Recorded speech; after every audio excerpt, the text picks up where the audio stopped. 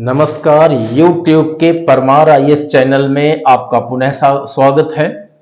आपका दिन शुभ हो, आपका जीवन शुभ हो। चलते हैं हम आज की क्लास में। भूगोल विषय है। भूगोल विषय का भाग एक विश्व का भूगोल है, उसके अंतर्गत मॉड्यूल 1 है और उसके अंतर्गत खंड 1 भूगोल का सामान्य परिचय चैप्टर 4 है भूगोल के आधारभूत तथ्य। आज हम भूगोल के उन कुछ आधारभूत तथ्यों या बिंदुओं का अध्ययन करेंगे जिनसे संबंधित प्रश्न पूछे जाते हैं हमारे सिविल सर्विसेज में, और इनको आप स्मरण कर लेंगे। आपके ज्ञान का एक जो सीमा है उसकी भी वृद्धि होगी। चलते हैं। प्रथम हम उठाते हैं पॉइंट, पहला है हेरोडोटस। देखिए, ध्यान देना है, कुछ ऐसे विद्वान होते हैं जिनके जन्म और मृत्यु के बारे में पूछा जाता है। सभी थिंकर्स के बारे में नहीं पूछा जाता है। तो जो जो आवश्यक है, जिनके बारे में जन्म और मृत्यु के बारे में पूछा जाता है, उनका मैं यहां जन्म और मृत्यु आपके सामने प्रस्तुत करूंगा। और जिनके जन्म और मृत्यु के बारे में ना पूछ करके उनके सिद्धांत के बारे में या उनकी किताब के बारे में केवल पूछा जाता है, तो हम उतना ही अध्ययन करेंगे। सिविल सर्विसेज आईएएस में सबसे महत्वपूर्ण बात यह है, क्या छोड़ा जाए। अगर आपको ये पता हो गया ये नहीं पूछेगा, इसे मत तैयार करें। और फिर साथ में यह कि यह पूछा जाएगा, तो तैयारी आपकी बहुत सरल हो गई। इसी क्रम में मैंने यह देखा और पाया कि कहां क्या तैयार करना है और क्या नहीं तैयार करना है, बस उसी क्रम में यहां दिया गया है। हेरोडोटस है, इनका जन्म पूछा जाता है। तो हेरोडोटस का जन्म कब हुआ? 484 ईसा पूर्व, यानी ईसवी के 2025 चल रहे हैं। और ईसा मसीह के जन्म से यह है, ईसा मसीह के जन्म के लगभग 484 साल पहले हेरोडोटस का जन्म हुआ। तो हेरोडोटस का जन्म 484 ईसा पूर्व में हुआ। इसे आपको तैयार कर लेना है, इसे लर्न करना है। इनकी मृत्यु 425 ईसा पूर्व में हुई। अब रही बात ये, इनके बारे में जो महत्वपूर्ण प्रश्न पूछे जाते हैं और भी, तो इतिहास का पिता किसे कहा जाता है? हेरोडोटस को कहते हैं। और अक्सर यह प्रश्न पूछा जाता है, आप इसे स्मरण करें, याद करिए। और अगर आज की क्लास के तथ्यों को आज ही याद कर लेंगे और इनको एक बार दो बार घर पर रिवाइज कर लेंगे, तो अगली जो कल की क्लास होगी, तो अगला मैटर आपको तैयार करना है। और यही क्रम बनाए रखेंगे तो सफलता आपके पास आएगी।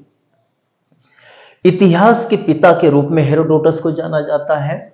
ये यूनान के रहने वाले थे, इन्हें यूनानी कहा जाता है। अच्छा, क्वेश्चन ये पूछा जाता है अपने आईएएस में कि हेरोडोटस से जुड़ी कौन सी बात नहीं है। 1 2 3 4 दिया, फिर ऑप्शन ABCD होंगे, 1 2 3 सही, 1 2 3 4 सही, कोई नहीं सही, 2 3 सही, इस रूप में ऑप्शन आते हैं। तो 484 ईसा पूर्व में जन्म हुआ, मृत्यु 425 ईसा पूर्व में। इतिहास के पिता यूनानी हैं।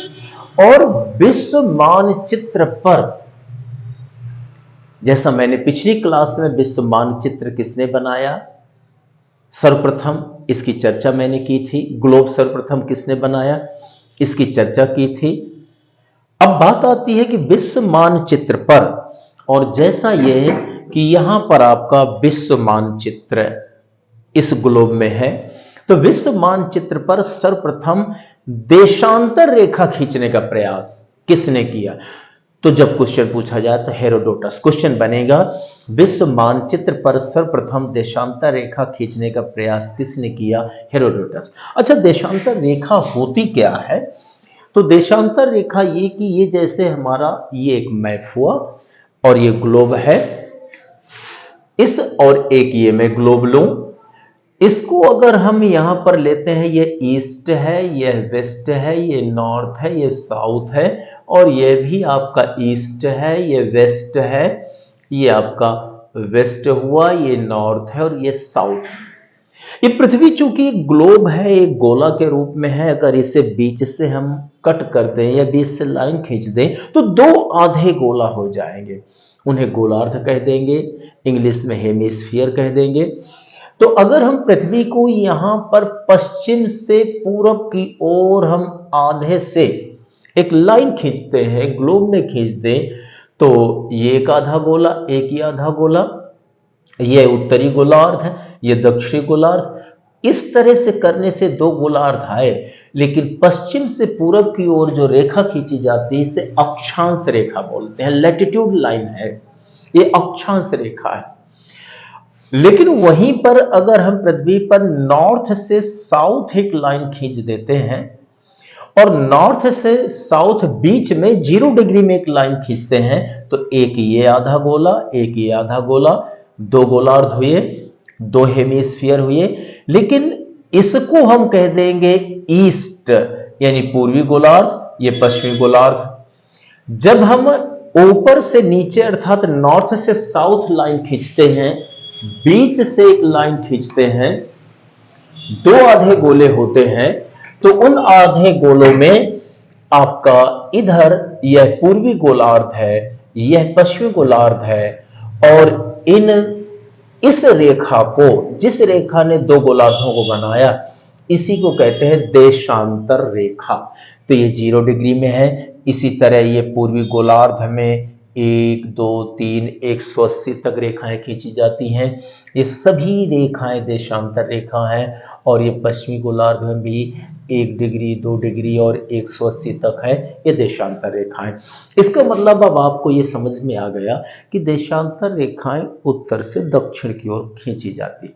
अच्छा, जब मेरा चैप्टर आएगा अक्षांश रेखा और देशांतर रेखा का, तब मैं डिटेल से चर्चा करूंगा कि अक्षांश रेखा क्या है, अक्षांश वृत्त क्या है, देशांतर रेखा क्या है, देशांतर वृत्त क्या है, और उनमें से विभिन्न प्रकार के जो तथ्य शामिल है उसकी हम चर्चा करेंगे।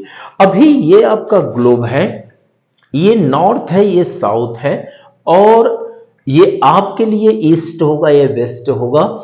तो जब हम नॉर्थ से साउथ ऐसी रेखा खींचते हैं तो ये देशांतर रेखा, 0 डिग्री की देशांतर रेखा ग्रीनविच रेखा कहलाती है, ग्रेट ब्रिटेन से निकली हुई है। और यहाँ से टाइम डिसाइड हुआ करता है पूरे विश्व का, इसकी चर्चा हम वहाँ पर करेंगे, जो बहुत जल्दी आपका चैप्टर ये आ रहा है। तो जो ये देशांतर रेखा है ग्लोब पर खींचने का काम, यह सर्वप्रथम करने वाले हैं हेरोडोटस। तो अब आपको ये स्मरण हो गया होगा कि विश्व मानचित्र पर सर्वप्रथम देशांतर रेखा खींचने का प्रयास किसने किया? हेरोडोटस ने किया। अच्छा, हेरोडोटस की बुक भी पूछ लेता है, और उनकी बुक है हिस्टोरीज, हिस्टरीज। तो हिस्टरीज एक पुस्तक है, यानी इतिहास, बहुत सारे प्रकार के इतिहास। तो हिस्टरीज एक बुक है, यह हिस्टरीज बुक है हेरोडोटस की है। अब नेक्स्ट पॉइंट पर हम चलते हैं। Pliny the Elder. Pliny the Elder एक विचारक है, थिंकर है, भूगोलविद है। इनकी और ज्यादा चीजें तो नहीं यहां पर, किंतु बुक पूछी जा सकती है, इसलिए मैंने बुक दे दी है और आपको इसको लर्न कर लेना है। और बुक का नाम है नेचुरालिस हिस्टोरिया। नेचुरालिस हिस्टोरिया। अच्छा, हिस्टरीज जब क्वेश्चन पूछा जाएगा किसकी बुक है, हेरोडोटस की है, और नेचुरलिस हिस्टोरिया का वह प्लिनी द एल्डर की है। नेक्स्ट पॉइंट आया अल-बरूनी। अब अल-बरूनी को देखिए आप कि अल-बरूनी की एक बुक है किताबुल हिंद, लेकिन ये अरबी में है, तो अक्सर पूछ लेता है किस भाषा में, तो अरबी भाषा में है। अब नेक्स्ट आया अल्फ्रेड वेबर। देखिए, अल्फ्रेड वेबर के बारे में क्वेश्चन पूछा जाता है, कहां के रहने वाले थे? जर्मनी के रहने वाले थे, तो जर्मन है। दूसरी बात, इनकी एक बुक पूछी जाती है थियरी ऑफ इंडस्ट्रियल लोकेशंस, यानी इसमें इंडस्ट्री के लोकेशंस बताए गए हैं कि कहां पर इंडस्ट्री लग सकती है, क्या क्या चीजें चाहिए और कौन सी चीजें महत्वपूर्ण है, इन सारी चीजों की बात उन्होंने की है। तो इसे हम ये कह देते हैं थियरी ऑफ इंडस्ट्रियल लोकेशंस। यह बुक अल्फ्रेड वेबर की है। अगर क्वेश्चन पूछा जाता है आपको राइट आंसर लगाना है। इन्होंने एक सिद्धांत भी दिया है, सिद्धांत का नाम है स्थानीय त्रिकोण सिद्धांत।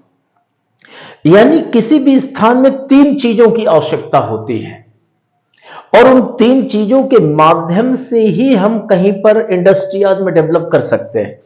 तो इसलिए उन्होंने कहा किसी स्थान में तीन चीजों की आवश्यकता है, उसी का नाम उन्होंने दे दिया स्थानीय त्रिकोण सिद्धांत और अंग्रेजी में थ्योरी ऑफ लोकेशनल ट्रायंगल। तो यह भी जो सिद्धांत है वह अल्फ्रेड वेबर का है। अब हम देखते हैं नेक्स्ट है जोहान हेनरिक वान थ्यूनेन। जोहान हेनरिक वान थ्यूनेन, और इन्हें थ्यूनेन की जगह थुनेन भी हम कह सकते हैं। अच्छा, थ्यूनेन ने किस चीज को प्रस्तुत किया, प्रोड्यूसर किस चीज के हैं, प्रणेता किस चीज के हैं, यानी प्रतिपादक किस चीज के हैं। तो एक इन्होंने सिद्धांत दिया है, उसका नाम है एग्रीकल्चर लोकेशन थ्योरी। कहां पर एग्रीकल्चर बढ़िया हो सकती है, काली मिट्टी में क्या हो सकता है, काली मिट्टी में कपास हो सकता है, मूंगफली हो सकती है, लाल मिट्टी में क्या हो सकती है, और वहीं पे अलुवियल मिट्टी में क्या हो सकती है, बांगर में क्या हो सकता है, खादर में क्या हो सकता है। अगर ये सारी चीजें हम यहाँ पर देखें समझें तो इनको समझाने का काम थ्यूनेन ने किया है। एग्रीकल्चर कहाँ बेहतर हो सकता है, तो उस संबंध में इन्होंने सिद्धांत दिया एग्रीकल्चर लोकेशन थ्योरी। अच्छा, एक बात और है, जो काली मिट्टी है, अगर मैं काली मिट्टी का आपको प्रोसीजर बता दूं कि कहां से धीरे धीरे यह जन्म लेती है और उस एक प्रोसीजर को आप समझ लें, आप यकीन करिए काली मिट्टी कभी नहीं भूलेंगे और अन्य मिट्टियों का भी ज्ञान आपको उसमें से काफी कुछ बेस तैयार हो जाएगा। तो देखेंगे जब मिट्टी का चैप्टर आएगा। तो अब अगला लेते हैं हम वाल्टर क्रिस्टालर। ये जो हमारी थिंकर है वाल्टर क्रिस्टालर, तो ये भी प्रणेता है यानी प्रतिपादक है। एक सिद्धांत है कंट्रोल प्लेस थ्योरी, मतलब किसी भी प्लेस को आप कैसे कंट्रोल कर सकते हैं। उस प्लेस में अगर मान लिया कि नेचुरल चीजें कम है तो नेचुरल चीजें डेवलप कर सकते हैं। अगर उस क्षेत्र में इलेक्ट्रिसिटी नहीं तो इलेक्ट्रिसिटी डेवलप कर सकते हैं। उस क्षेत्र में कोई नदी नहीं है, पानी नहीं है, तो वो से ला सकते हैं। अगर ऐसे प्लेस को आप कंट्रोल कर लें तो इस बारे में उन्होंने बताया। तो कंट्रोल प्लेस थ्योरी किसने दी है, ये क्वेश्चन पूछा जाएगा। तो वाल्टर क्रिस्टालर ने यह सिद्धांत दिया। अब आते हैं अगले चार्ल्स डार्विन। देखिए ध्यान दीजिए, चार्ल्स डार्विन तो सिविल सर्विसेज एग्जामिनेशन के लिए बहुत ही महत्वपूर्ण थिंकर हैं। इनका डिटेल तो मैं अभी नहीं चलूंगा, लेकिन इतना जरूर चलूंगा कि यहां दो तीन बातों को हम लोग समझते हैं कि चार्ल्स डार्विन का भी जन्म और मृत्यु पूछा जाता है, तो आप रट लीजिए, हमेशा के लिए आपको हो जाएगा। और यही नहीं है, किसी सेमिनार में है या फिर अन्य जगह अगर आप जन्म मृत्यु के साथ किताब के साथ बात रखते हैं तो माना जाएगा कि आपके ज्ञान का क्षेत्र व्यापक है। तो चार्ल्स, और आपको आईएएस बनने के लिए, पास करने के लिए ये तो ज़रूरी है, मेरे साथ याद कर लीजिए। और अगर कोई भी याद करने में दिक्कत होती है, कोई चीज़ तैयार नहीं होती है, आप कमेंट करिए। निश्चित बात है मैं ऐसा रास्ता आपको बताऊंगा या उस रास्ते पर खुद लेकर के चलूंगा कि आपको 100% वो चीज़ें याद हो जाएंगी। चार्ल्स डार्विन का जन्म हुआ 12 फरवरी 1809 ईस्वी में। मृत्यु देख लीजिए 19 अप्रैल 1882 ईस्वी में। और प्रतिपादक किस सिद्धांत के हैं, एक इनका सिद्धांत है the theory of natural selection. The theory of natural selection यानी इसमें से डार्विन ये बताते हैं कि नेचर ही कुछ लोगों को सेलेक्ट कर लेती है कि तुम्हें रहना है इस धरती पर और तुम्हें नहीं रहना है। यानी अगर नेचर में कुछ डिस्टरबेंस है, डिसहार्मनी है, तो हार्मनी क्रिएट करने के लिए नेचर कुछ लोगों को खत्म कर देती है, कुछ को बनाए रखती है। अब नेचर कैसे? महामारी ला करके। कोरोना से हम लोगों का दिल आज भी बैठ जाता है जब हम सुनते हैं। ईश्वर न करे कि ऐसी महामारियां या ऐसी दुर्गति उत्पन्न करने वाली स्थिति हमारे जीवन में आए। लेकिन हाँ, निश्चित बात है, अगर हमारे कृत्य बढ़िया होंगे तो निसंदेह ऐसी बीमारियां, ऐसी समस्याएं प्रकृति से नहीं आएंगी या कम आएंगी।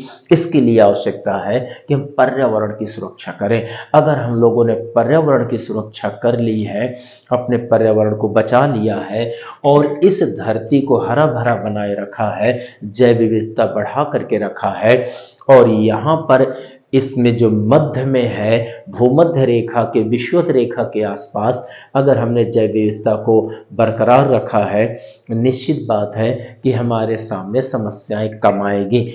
अब यहाँ पर हम ये देखते हैं कि इन्होंने कहा कि जो नेचर है वो सेलेक्ट कर लेती है किससे जीवित रहना है और कौन जीवित नहीं रहेगा। तो ये क्वेश्चन अक्सर पूछा जाता है, who is the writer of the theory of nature selection, या who produce the theory of nature selection. तो नेचुरल सिलेक्शन के थियरी, सिद्धांत देने वाले हैं डार्विन। अच्छा, इनकी एक बुक देखिए, इस बुक में 1859 में लिखी गई। बहुत क्वेश्चन पूछा जाता है इनकी पुस्तक कब लिखी गई है, याद कर लीजिए। 1859 यानी 1 कम 1860, ऐसा याद कर लीजिए, अभी याद हो जाएगा। तो यहां पर इनकी बुक का नाम है on the origin of species. Species का मतलब किस्म होता है, प्रजाति होता है। बहुत सारी प्रकार की प्रजातियों की ओरिजिन यानी उत्पत्ति, यानी जो लाखों लाखों जो हमारी प्रजातियां हैं, चाहे वो पौधों की हो या जीवों की हो, तो उनका जन्म कैसे हुआ, कब कब कौन कहां आई, तो उसके बारे में उन्होंने लिखा है, यानी ओरिजिन ऑफ स्पेसीज। और उसमें मानव के बारे में भी बताया कि मानव कैसे धरती पर आता है, कैसे आगे बढ़ता है। ये महत्वपूर्ण बात बताई गई और वो चीज हम आज समझते हैं। लेकिन इसीलिए इस पुस्तक को पूछा जाता है, तो आपको याद रखना है, और उसका ईयर भी पूछा जाता है 1859 ईस्वी। देखिए है क्या कि चार्ल्स डार्विन बड़े सिंपल आदमी थे, सिंपल ज्ञान था, ज्यादा कुछ नहीं था। लेकिन हुआ ये कि धीरे धीरे करके उनका मन नेचर पर आया, और जब नेचर पर आया तो उन्होंने क्या लिख दिया कि आज सब लोग ऋणी हैं। तो मैं आपको बता दूं कि हो सकता है कि यहाँ डार्विन को डॉक्टर बनाया जा रहा था, डॉक्टर न बन के जैव शास्त्री बन गए, बायोलॉजी के स्कॉलर बन गए। मैं एक इतनी बात बता रहा हूं, कोई न साधारण होता है ना कोई असाधारण होता है। आपको अगर आपके परिवेश के लोग, घर के, परिवार के, इधर उधर मित्र यार दोस्त अगर वो कहते हैं कि आप बहुत साधारण हैं, आप आईएएस नहीं बन पाएंगे, तो शायद वो आपकी जो शक्ति है उस शक्ति को वह पूरा सुसुप्त अवस्था में रखना चाहते हैं। और सच ये है कि हर व्यक्ति प्रयत्नों से कुछ भी बन सकता है। और आप अगर ये सोच ले कि मैं तो असाधारण हूं, उसी दिन से आपकी पढ़ाई 10 गुना बढ़ जाएगी और आप आईएएस बन जाएंगे। इसलिए जिसने सोचा है वही वास्तव में आगे बढ़ा है, क्योंकि सब कुछ विचारों का खेल है। विचार श्रेष्ठ लाएंगे आप श्रेष्ठ बनेंगे, विचार निम्न स्तरीय लाएंगे तो निम्नता की ओर जाएंगे। तो प्लीज विचार आप श्रेष्ठ रखिए और श्रेष्ठ बनिए, यही मैं चाहता हूं। तो यहां पर on the origin of species 1859 AD है। अच्छा, ये निवासी कहाँ के थे, ये क्वेश्चन पूछा जाता है। तो इंग्लैंड के निवासी थे। ये बहुत महत्वपूर्ण क्वेश्चन हो जाता है। नेक्स्ट में चलते हर्बर्ट स्पेंसर। हालांकि हर्बर्ट स्पेंसर काफी कुछ मैच कर रहे हैं डार्विन से, काफी कुछ लिया होगा, निश्चित बात है, सीखा होगा। लेकिन उस डिटेल में न जा करके हम उनका एक सिद्धांत हर्बर्ट स्पेंसर का देखते हैं। और उन्होंने एक सिद्धांत दिया है, श्रेष्ठतम की अतिजीविता। मतलब जो बहुत ही श्रेष्ठ है, बहुत ही शक्तिशाली है, वही जीवित रहेगा। इसका मतलब कमजोर नहीं रहेगा इस धरती पर, और उसी को कहा गया है survival of the fittest. Fittest का मतलब जो बिल्कुल फिट है, यानी शक्तिशाली है, ताकतवर है, वही सर्वाइव कर पाएगा, यानी जीवित रहेगा। तो मैं आपको बता दूं, फिट हुआ जाता है, जन्म के समय नहीं कोई फिट होता है। और इंटेलिजेंसी कुछ नहीं होती है, इंटेलिजेंसी प्रैक्टिस से आती है।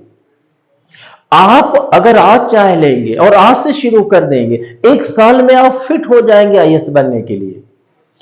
इसलिए मेरी एक आपसे निवेदन है कि आप अपने को फिट करिए, अर्थात तो गुणवान बनाइए। आप अपने में खूब गुण विकसित करें, और जितना विकसित करेंगे तभी लोग आपको सैल्यूट करेंगे, तभी आप इस समाज में आगे जाएंगे। अगर आपने अपने में गुण नहीं विकसित किया तो लोग आपको नीचे गिरा देंगे। प्लीज आप अपने को विकसित करें और आगे बढ़ाएं, आप श्रेष्ठ बन जाएंगे, और आप भी फिट होइए और आप प्रशासनिक अधिकारी बने। सर्वाइवल ऑफ द फिटेस्ट, यह सिद्धांत उन्होंने दिया। अब हम लेते हैं नेक्स्ट पॉइंट में है विडाल डी ला ब्लास। विडाल डी ला ब्लास ये फ्रांस के रहने वाले हैं, यानी फ्रांसीसी थे, और इन्होंने संभववाद के जनक हैं ये, यानी एक सिद्धांत उन्होंने दिया है संभववाद, फादर ऑफ पॉसिबिलिज्म। पॉसिबिलिज्म का मतलब है सब कुछ संभव है, यानी यह कहा गया कि ह्यूमन, मानव हो सकता है प्रकृति में परिवर्तन कर ले। यानी अगर हम उत्तराखंड में देखते हैं, हिमाचल प्रदेश में देखते हैं, सर्दी के समय वहां बहुत बर्फ पड़ती है, बहुत सर्दी है, तो हो सकता है मानव ऐसी टेक्निक विकसित कर ले कि उसे उतनी सर्दी में भी जीने में कोई दिक्कत ना हो, और गर्म परिवेश वहां पर विकसित कर सकता है, तो आराम से रह सकता है। इसका मतलब सब कुछ संभव है। अगर सब कुछ संभव है, हम यहां पर देखें, और वह फ्रांसीसी विद्वान विडाल डी ला ब्लास बोलते हैं, तो मैं ये भी तो कह सकता हूं कि आईएएस होना भी संभव है। जन्म के समय कोई आईएएस नहीं बनकर के पैदा होता है, बाद में ही बनते हैं। ललाट में पहले आईएएस नहीं लिखा होता है, जब प्री मेन इंटरव्यू देता है तब ललाट में लिखता है, तब गवर्नमेंट के कागज में लिखता है, तब राष्ट्रपति साइन करता है। इसका मतलब यह हुआ कि आप भी आईएएस बन सकते हैं, संभव है, लेकिन कब? जब प्री का सिलेबस तैयार कर लें, पढ़ न लें, क्योंकि सिलेबस केवल पढ़ लिया तो हो सकता है वो तैयार ना हो, एग्जाम में बैठे, अब आपको नहीं आ रहा है कि 4 ऑप्शन में कौन सा सही है, तो गलत हो जाएगा। अगर प्री का सिलेबस आपने लर्न कर लिया, तैयार कर लिया है, और मेन के प्रश्नों को बढ़िया ढंग से अभ्यास कर लिया है, तैयार कर लिया है, और साक्षात्कार के लिए तैयार कर लिया, आप आईएएस हो गए। तो अगर मेरी बात माने कि संभव है कि आप आईएएस हो जाएंगे, और आज से तैयारी शुरू करें, शायद कुछ महीने बाद या 1 साल बाद या कुछ साल बाद आप कहेंगे कि सर मिठाई खिलाने आपके पास आ रहे हैं, परमार सर को मिठाई खाएंगे, संभव हो गया, हम आईएएस बन गए। हां, आईएएस बनने में जहां अड़चन हो प्लीज कमेंट करिए, फोन भी लगा सकते हैं, मैं आपके साथ में रहूंगा। अब आया next point, Vladimir Koppen. Vladimir Koppen आया, जिन्हें हमें शॉर्ट में कोपेन रूप में जानते हैं। व्लादिमीर कोपेन के बहुत सारे तथ्य हैं, लेकिन एक उन्होंने जो विचार दिया है, जो एक उन्होंने तथ्य प्रस्तुत किया है कि वो जलवायु यानी क्लाइमेट का वर्गीकरण किया। अच्छा, वर्गीकरण का मतलब है प्रकारों में बांटना। तो उन्होंने जलवायु को समझाया है कि कितने रूपों में है, कितने प्रकार में है। तो जलवायु का वर्गीकरण, क्लासिफिकेशन ऑफ क्लाइमेट करने वाले कौन है? Vladimir Koppen. कभी भी पूछा जाएगा, आपको यही उत्तर देना है। आप रट लीजिए कि जो हमारी ये क्लाइमेट है, जलवायु है, कहीं पर गर्म है तो कहीं ठंडा है। अगर मैं कहूँ कि यहाँ भूमध्य रेखा में उष्णकटिबंधीय जलवायु है, तो यहाँ पर ये शीत जलवायु आएगी, दक्षिण गोलार्ध में शीत जलवायु आएगी, तो ये भूमध्य सागरीय जलवायु भी है। ये जो जलवायु का वर्गीकरण है, इसे बताने के लिए किसने महत्वपूर्ण योगदान किया, किसने वर्गीकरण किया? तो व्लादिमीर कोपेन। नेक्स्ट पॉइंट है मात्रात्मक क्रांति। मैं किसी क्लास में चलूंगा, सारी क्रांतियां एक जगह दूंगा, रिवॉल्यूशन, और आपको तैयार भी करा दूंगा। एक क्रांति मैं यहां पर लेता हूं, मात्रात्मक क्रांति।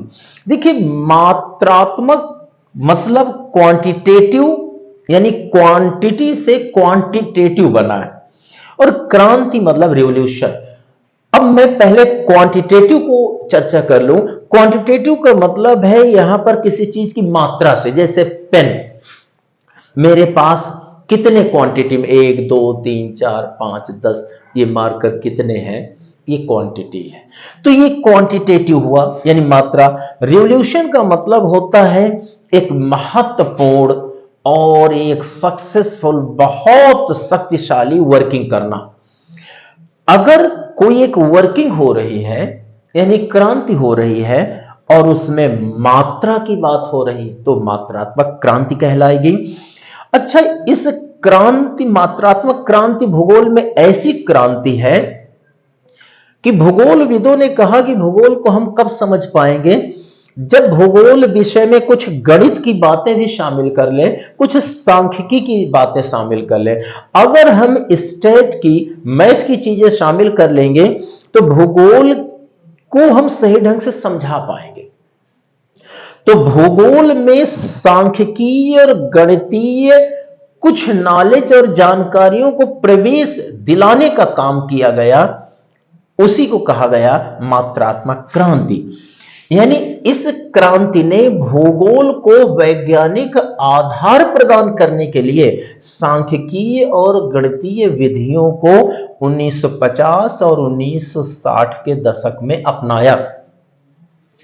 अच्छा, इस मात्रात्मक क्रांति के नेतृत्वकर्ता कौन थे? मुख्य लीडर। तो मुख्य लीडर थे बीजे.एल. बेरी, बीजे.एल. बेरी और रिचर्ड चोरले। ये इसे हम सोरले या सोले भी बोलते हैं, रिचर्ड चोरले।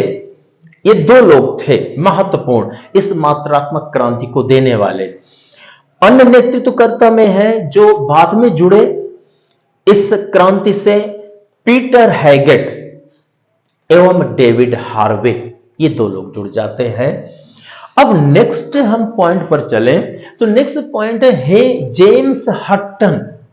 जेम्स हटन का एक कोटेशन पूछा जाता है अक्सर। इन्होंने कोटेशन दिया है, वर्तमान अतीत की कुंजी है, या हम कहें वर्तमान भूत की कुंजी है।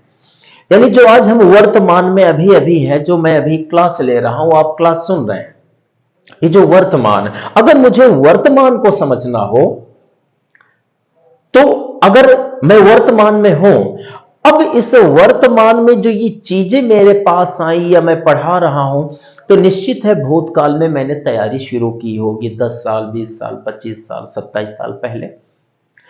इसका मतलब आज जो मेरा वर्तमान बना है, आज जो वर्तमान है, जो मैं आपके साथ जुड़ करके अच्छा देने का प्रयास कर रहा हूं, तो ये वर्तमान अचानक आसमां से टूटा हुआ कोई तारा नहीं है। यह वर्तमान धीरे धीरे भूत से आया है। तो अगर हमें भूत को देखना है, खोलना है, तो वर्तमान से धीरे धीरे भूत की ओर जाना होगा। इसका मतलब है जब ताला में चाबी जाती है तब ताला खुलता है, तो जब वर्तमान को भूत से जोड़ेंगे तब ताला खुलेगा, अर्थात कहां से ज्ञान आया वो खुलेगा। तो इन्होंने क्या कहा, वर्तमान अतीत की कुंजी है। और आप भी ध्यान दीजिएगा, आज आपने सोच लिया कि संभव है ये सोना, मैं बनूंगा, मैं बनूंगी, ये आपने सोच लिया, आज ये वर्तमान है, तो निश्चित बात है कहीं ना कहीं भूत से जुड़ा भी है। अब यहां पर हम देखें, अगला पॉइंट लेते हैं, पैट्रिक गिड्स। पैट्रिक गिड्स विद्वान है, इन्होंने एक अवधारणा दी है, एक शब्द दिया है, और उसका नाम है सन्नगर। सन्नगर उन्होंने एक अवधारणा दी है जिसे हम कनरबेशन बोलते हैं, CONURBATION।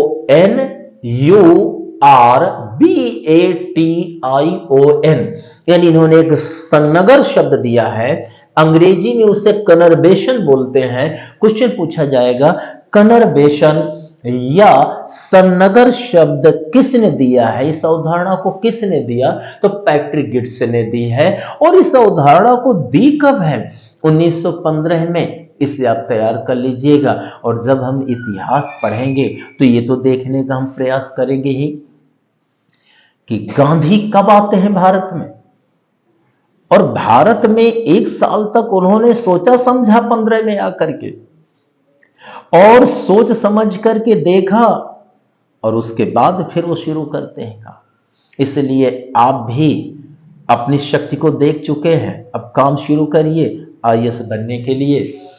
1915 में सन्नगर शब्द दिया गया। हाँ, पैट्रिक गिब्स की एक पुस्तक है, एक बुक है, उसका नाम है सिटीज इन एवोल्यूशन। सिटीज मतलब नगर, एवोल्यूशन मतलब उद्विकास।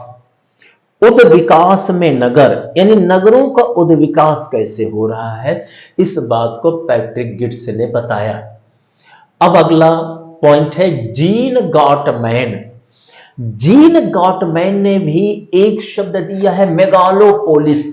Megalopolis term has been given by Jean Gottmann. Question पूछा जाएगा मेगालोपोलिस शब्द किसने दिया, तो भाई याद रखिए आप, gene Gottmann.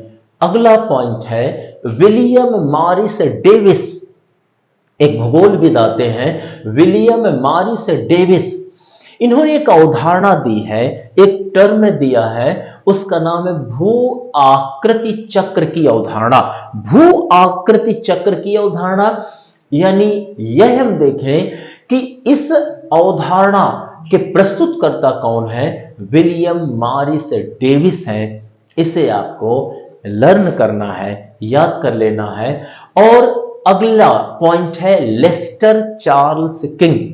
Lester Charles King, इन्होंने एक अवधारणा दिया है, एक शब्द दिया, उसका नाम है पेडिप्लेनेशन साइकिल। क्वेश्चन पूछा जाता है पेडिप्लेनेशन साइकिल की अवधारणा किसने दी है। देखिए यहां पर ध्यान देना है, पेडी का आशय विस्तृत से है, व्यापक से है, बड़े से है, बिग से है। अब प्लेनेशन का मतलब प्लेन एरिया से है, समतल मैदान। इसका मतलब है पेडी का मतलब विस्तृत, प्लेनेशन का मतलब है मैदान, यानी विस्तृत मैदान की अवधारणा। इसलिए इसमें विस्तृत व समतल मैदान का निर्माण होता है। तो पेडिप्लेनेशन साइकिल का मतलब है कि एक ऐसा साइकिल है, ये ऐसे मिट्टी के जमाव की प्रक्रिया है कि इसमें धीरे धीरे बड़ा सा समतल मैदान बनता है, और धीरे धीरे मिट्टी जमती रहती है।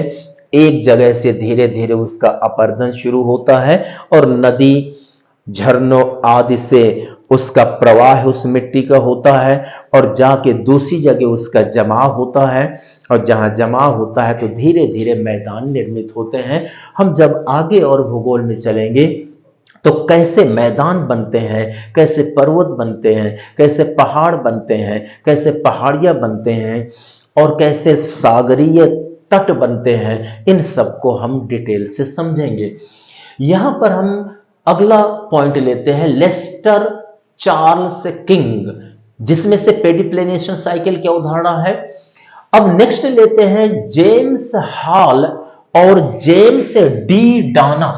जेम्स हॉल और जेम्स डी डाना, इन दो विद्वानों ने मिलकर के एक अवधारणा दी है। उस अवधारणा या सिद्धांत का नाम है भूसन्नति सिद्धांत, जियोसिंक्लाइन थियरी। अच्छा, भूसन्नति क्या है, जब हम आगे चलेंगे तो हम लोग चर्चा करेंगे कि हिमालय में जो 3 श्रृंखलाएं हैं, यानी बृहद हिमालय है, मध्य हिमालय है, शिवालिक हिमालय है, और वह धीरे धीरे जब पश्चिम से पूरब की ओर जाता है तो वह सकरा होता जाता है। तो हिमालय की जगह पहले टेथिस सागर था, और उस टेथिस सागर में हिमालय हुआ। इसका मतलब जहां गहरा सागर होगा, जहां पर गहरी जगह होगी, वहां पर पर्वत हो सकता है। तो आज अगर आप आईएएस नहीं है तो कल आप आईएएस हो जाएंगे। ये आप पर निर्भर है कि आप अपने को कैसा बनाना चाहते हैं। पृथ्वी पर निर्भर है कि उसने कहा कि जहां आज गर्त है, जहां गहरा है, मैं वहां पर पर्वत बनाऊंगी। तो हिमालय जैसा एक नवीन वलित पर्वत बन गया। अगर आप अपने मन में सोच लेंगे, अपने दिमाग को सूचना दे देंगे कि अभी मैं आईएएस नहीं बना हूं, मैं आईएएस नहीं बनी हूं, मुझे बनाना है, तो बन जाएंगे। और जब यह आप अपने मन से कह देंगे मुझे बनना है, तो निश्चित है संदेशा यूनिवर्स को जाने लगेगा। और यूनिवर्स ऐसे टीचर, ऐसे लोगों से मुलाकात अपने आप करा देगा कि आपको लगेगा कि आश्चर्यजनक है। परमार सर ने कहा था कि गहराई से सोच लो और लीजिए, मुझे तो लोग हेल्प करने वाले मिल गए, और ज्यों ही मिलने लगे धीरे धीरे आपको आईएएस की ओर ले जाएंगे। वो आप पर निर्भर है कि आप अपने को क्या बनाना चाहते हैं। यहां पर हम देखें कि भूसन्नति सिद्धांत आया। अच्छा, भूसन्नति सिद्धांत जियो सिंक्लाइन थ्योरी किससे संबंधित है? तो ये पर्वतों की उत्पत्ति से संबंधित है। उस समय हम पर्वतों की उत्पत्ति देखेंगे, लेकिन इतना जरूर अभी हमें देख लेना है। नेक्स्ट पॉइंट है हैरी हेस। हैरी हेस ने एक सिद्धांत दिया है, सागर नितल प्रसरण सिद्धांत। यानी जो सागर हमारे हैं, तो इन सागरों में अगर हम ये देखें कि ये हमारा जो ये सागर है, इस सागर में अगर हम देखते हैं कि कैसे 5 महासागर है, और इन 5 महासागरों को हमें समझने का काम करना है। जैसे ये भारत में हिंद महासागर, ये भारत के नीचे है। अब ये जो हिंद महासागर है, तो आज ये हिंद महासागर मान लिया इतने में है, तो हम इमेजिन करें कि क्या महासागर का एरिया बढ़ जाएगा? तो ध्यान दीजिए, यहां भारत हो या अन्य देश हो, इन देशों के किनारे का जो जमीनी भाग है धीरे धीरे कट रहा है, और कट रहा है तो जल इन जमीनी भाग की ओर आ रहा है। इस तरह से सागर का प्रसार हो रहा है, सागर के तली का, सागर के एरिया का, महासागरों का विकास हो रहा है। हाँ, एक बात ये जरूर है कि अगर भारत का कुछ कटेगा या फिर अफ्रीका का कुछ कटेगा, तो ये हिंद महासागर बड़ा होगा, लेकिन ये कट करके कहीं और जमा हो जाएगा, तो कोई एरिया छोटा भी हो सकता है। ये प्रक्रिया चलती रहती है। यहां पर ये जो सिद्धांत आया, हैरी हेस ने कहा कि सागर नितल प्रसरण सिद्धांत दिया। इन्होंने कहा जो सी है, सागर है, तो सागर यानी सी फ्लोर स्प्रेडिंग, सागर का फ्लोर बढ़ रहा है कटाव के कारण, ऐसा सिद्धांत हैरी हेस ने दिया है। नेक्स्ट है अल्फ्रेड वेगनर। जो वेगनर साहब हैं, तो अल्फ्रेड वेगनर ने एक सिद्धांत दिया है, महाद्वीपीय विस्थापन सिद्धांत। महाद्वीपीय, आज हम यानी 7 महाद्वीप पढ़ते हैं। एशिया है, अफ्रीका है, उत्तरी अमेरिका, दक्षिणी अमेरिका है, अंटार्कटिका है, ऑस्ट्रेलिया है, यूरोपियन हम पढ़ते हैं, लेकिन वास्तव में सब एक थे पहले। ये धीरे से अलग हुए और अलग होते हुए आगे बढ़ गए। जब मैं आपको इस चैप्टर पर चलूंगा तो विस्तार से बताऊंगा कि पहले एक ही जमीनी भाग था, धीरे धीरे आज 7 महाद्वीप हो गए। अगर मैं यहां बताने का प्रयास करूं थोड़ा सा, तो ये हमारी जो पृथ्वी है, तो पृथ्वी के मध्य में ही एक जमीनी भाग था पहले केवल, जिसे हम पैंजिया जानते थे, पैंजिया नाम से। तो यहां पर जमीनी भाग मध्य में था, और इसके जो चारों ओर है जल का आवरण था, जल फैला हुआ था। और इस धरती वाला जो भाग है, जो पैंजिया है, जो लगभग मध्य में था, इसे हमने पैंजिया कहा। इसके चारों ओर जल भराव था, इस जल भराव को पैंथालासा नाम था। इसका मतलब धरती पर एक ही टुकड़ा था जमीन का, और एक ही जल था जली भाग में। लेकिन ये पैंजिया ये 2 भागों में बढ़ता है, और ये पश्चिम से पूरब बढ़ जाता है। आधा भाग उत्तर की ओर, आधा भाग दक्षिण की ओर, 2 खंड में कटता है। और उसके बाद यह भाग जाकर के उत्तरी ध्रुव में सिमट जाता है, और यह भाग जाकर के दक्षिण ध्रुव में सिमट जाता है। और हम ये कहें, जो ये भाग उत्तरी ध्रुव में गया, अंगारा लैंड कहलाया, जो यहां दक्षिणी भाग में गया गोंडवाना लैंड कहलाया। फिर उसके बाद अंगारा लैंड के भी टुकड़े होते हैं, वह एशिया बना, उत्तरी अमेरिका बना और इस तरह से बने। और अंगारा लैंड के भी टुकड़े होते हैं, धीरे से अफ्रीका बना और एक पोर्शन गया, उस पोर्शन का फिर यहां पर यानी अलगाव हुआ, ऑस्ट्रेलिया बना। और यहां पर हम देखते हैं कि फिर हुआ, फिर अलगाव के बाद हिंदुस्तान बनता है, यानी भारत का मध्य से नीचे वाला भाग यानी डेक्कन प्लेटो बनते। इसका मतलब ये कहें कि ये सब फैल रहे हैं, ये जो महाद्वीप है फैला और आज भी प्रसार हो रहा है। लगभग 2 से 3 सेंटीमीटर पर ईयर प्रसार हो रहा है। भारत भी आगे की ओर नॉर्थ ईस्ट की ओर जा रहा है। अब इसी बात को यहां पर ये जो हेरी हेस है, तो हेरी हेस ने बताया, ये अल्फ्रेड वेगनर ने बताया कि महाद्वीपों का विस्थापन हो रहा है। इसे हम डिटेल से वहां पढ़ेंगे। कॉन्टिनेंटल ड्रिफ्ट थ्योरी उन्होंने दी है। अगला आता है हेरी हेस। हेरी हेस ने प्लेट विवर्तनिकी सिद्धांत दिया है। अब एक बात ध्यान देना है, इंग्लिश है प्लेट टेक्टोनिक थ्योरी दी है और इसका ईयर पूछ लेता है 1960 में। तो प्लेट टेक्टोनिक थ्योरी या प्लेट विवर्तनिकी सिद्धांत किसने दिया? हेरी हेस ने दिया। कब दिया? 1960 में दिया। अच्छा, जो हमारी पूरी धरती है, ये हमारा जो ग्लोब है, तो पूरी धरती के नीचे, चूंकि ये नीचे 7 प्लेटें हैं मुख्य तौर पर, और वो 7वें प्लेट मान लिया, एक प्लेट हो गई, दूसरी हो गई, तीसरी, और सभी प्लेटें जुड़ी, और वो प्लेटें जल में ही वाष्प जो बहुत गर्म जल है उस पर तैर रही, और उसी के ऊपर ये पहाड़, पर्वत आदि, नदियां, सागर सब कुछ है। जो 7 प्लेट है, तो मान लिया कि यहां पर हम देखते हैं कि एक प्लेट दूसरी प्लेट ये ऐसी जुड़ी है। अब जुड़ी है, इसी तरह 7 जुड़ी हैं, ऊपर ये मिट्टी जमाव है और यहां देश है, जल है। लेकिन जो प्लेट जुड़ी है, तो प्लेट एक दूसरे को धक्का भी दे रहे हैं, यानी एक दूसरे की ओर पहुंच रहे हैं, और कुछ प्लेटें एक दूसरे से दूर भी जा रहे हैं।